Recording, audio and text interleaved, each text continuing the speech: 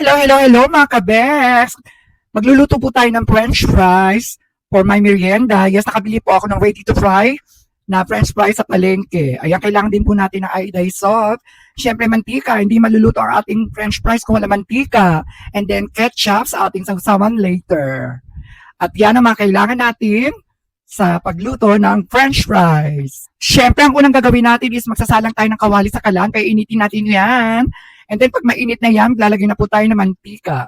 At dadagdagan pa ng maraming mantika. Kailangan mas maraming mantika, mas maganda. Para mas lutong-luto ang ating french fries. At pag mainit na yung mantika, pwede na natin ilagay ang french fries. Hinaan ang apoy in a medium heat. At hayaang maluto.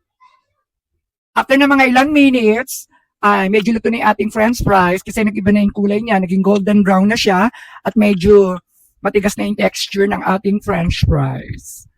Ayan, luto na yan. At dahil okay na yung ating french fries, pwede na natin hanguin.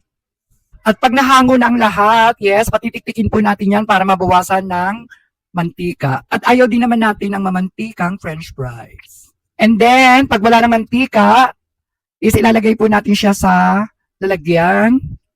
Maglalagay po tayo ng iodized salt.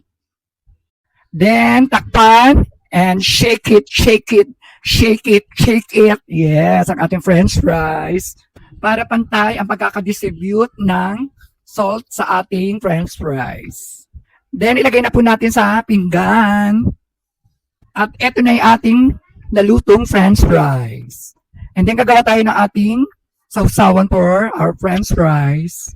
Ketchup for our french fries. Yes, magsasalin po tayo sa lalagyan. At kung meron naman kayong mayonnaise, pwede rin. Pero ako mas prefer ko kasi ang ketchup. At eto na nga yung ating french fries. Yes, merienda ko ngayon yan.